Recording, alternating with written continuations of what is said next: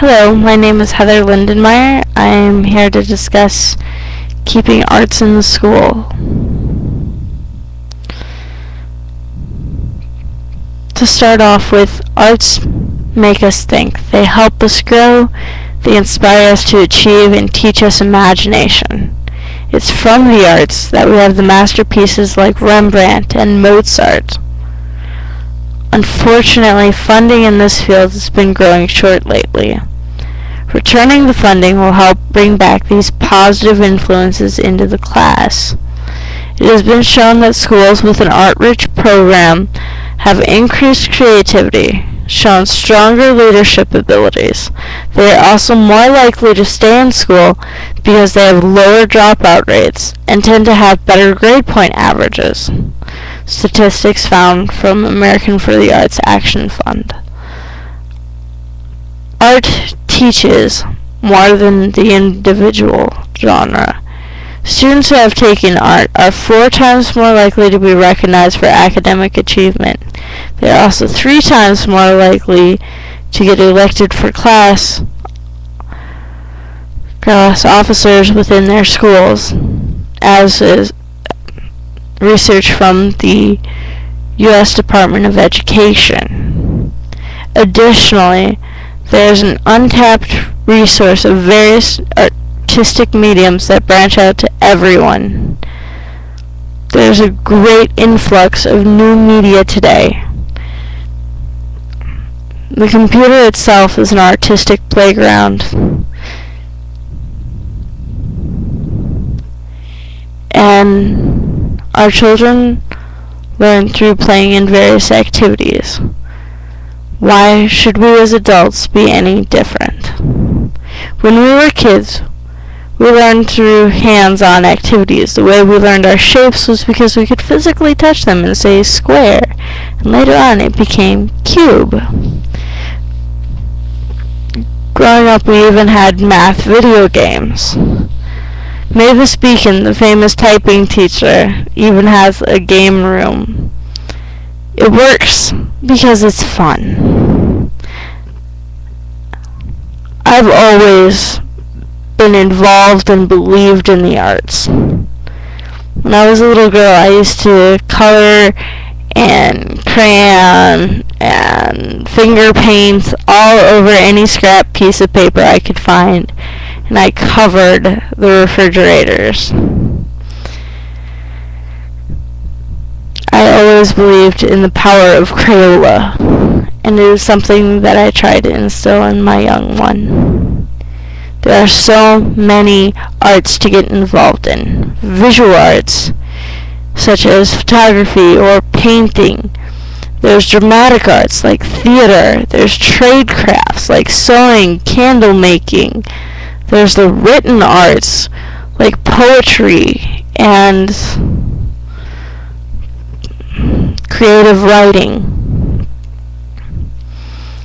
There are even the arts for those who are more physically inclined, such as dance or martial arts. And even within each genre, there is an entire spectrum. Culinary art, with its sweet aroma, is fantastic for people involved in the kitchen because when it's finished, you get to eat it. The musical arts are all around us. It's in the CDs and MP3s and iPods. But there is still nothing quite as connecting and involving as picking up an instrument and actually playing it and being able to say, I can do that. There's even arts for the more technically favored, particularly now with the media arts and various gaming systems, as well as animation. I fully and completely believe that there's an art for someone out there, and they haven't found the right one yet. It's like you're a part of something greater when you tap into the arts.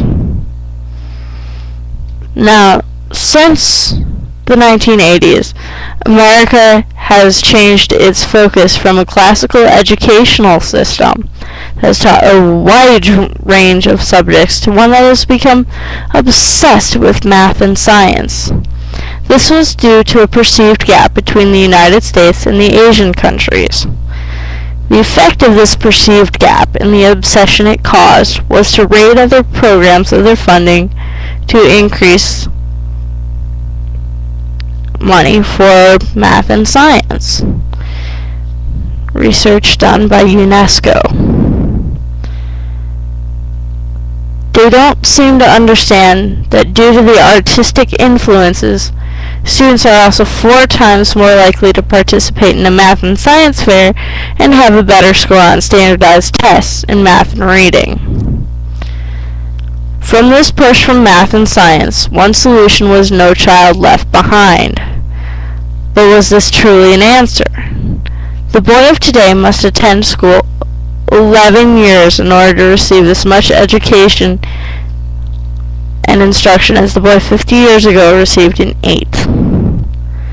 The National Education Commission on Time and Learning echoed the same complaint 100 years later, and that's research from Education Next. In my personal opinion, I don't think that it was a success at all, and that in fact another solution should be sought out. Now, there is only so much time that schools can put into schedule with so many requirements and so many rules, it doesn't seem possible to find a solution. According to Education Next, on a national level, schools overall adhere to a calendar of 180 instructional days. In my high school, they saw this problem and they used it to their advantage. Instead of having each individual assignment being a ton of paperwork and handouts and more sheets, and students were encouraged to find activities such as a play or a skit to demonstrate history. If they wrote a song about Macbeth, it counted for music and English. Additionally, this helped for college preparation because they had a due date, but if they turned it in early, it became extra credit. If the school boards are so worried about math and science, make it fun. Bring in the arts. I personally, specifically in anatomy and physiology in high school, we were told to learn about the human heart and had a test coming up on it.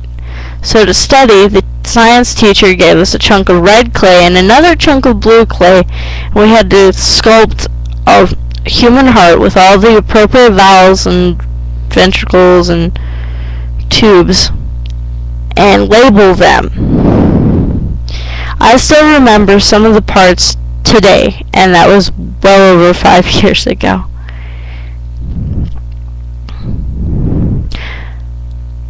The famous band Pink Floyd saw this day coming and gave us a glimpse of what happens when you remove the arts from school.